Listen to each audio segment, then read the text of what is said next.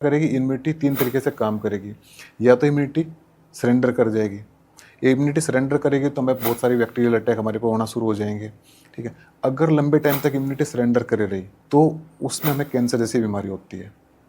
उसके बाद ये तो इम्यूनिटी दूसरा काम क्या करेगी, कंफ्यूज हो जाएगी, उसको पता ही नहीं रहेगा कि मुझे करना क्या है, ठीक है। तो अगर इम्यूनिटी कंफ्यूज हो गई तो उस केस में क्या होता है, ऑटो इम्यून डिसीज होती है।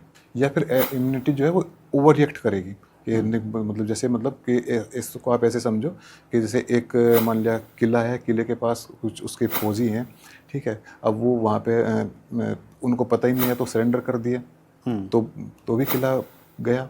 या फिर वो मतलब ओवर रिएक्ट कर रहे हैं कि अपने आप दोस्तों को ही मार रहे हैं, ठीक है, तो भी किला गया। तो या फिर वो कन्फ्यूज हो गए हैं, तो अगर कन्फ्यूज हो गई तो ऑटोइम्यून हो जाएगी। अगर वे ओवर रिएक्ट कर रहे हैं तो एलर्जी, जो भी एलर्जी होती है वो मेन रीजन उसका यही रहता है। उसके बाद क्या होता है कि तीसरा काम वो क्या करेगी, तीसरा काम हाइपोथैलेमस क्या करेगी, हमारा कार्टिसोल निकालना शुरू कर देगी। जैसे कार्टिसोल निकलना शुरू हो जाएगा तो हमारे जो हैप्पीनेस के हार्मोन है, डोपामाइन, ऑक्सीटोसिन वगैरह जो भी हैं वो बंद हो जाएगी, क्योंकि वो बिल्कुल एक डिजिटल है। मतलब ऐसे नहीं है कि थोड़ा सा वो निकल रहा है, थोड़ा सा वो एक ही, या तो वो कार्टिसोल निकलेगा या तो हैप्पीनेस के निकलेंगे या तो कार्टिसोल निकलेगा। तो कोर्टिसोल अब कोर्टिसोल हमारे लिए बहुत अच्छा हार्मोन है, लेकिन अगर हम कुछ उसको फाइट एंड फ्लाइट के मोड में यूज़ कर रहे हैं तो अब वो उसको यूज़ तो कर नहीं रहे, तो उसको वो क्या करता है, तो हमारा जो भी हम खाना खाते हैं तो उसको वो खाने को उसका एज ए फैट उसको यूज़ करके, और हमारी फैट की जो हमारी सेंट्रल ओबेसिटी है ना, इसको बढ़ाता है, हमारी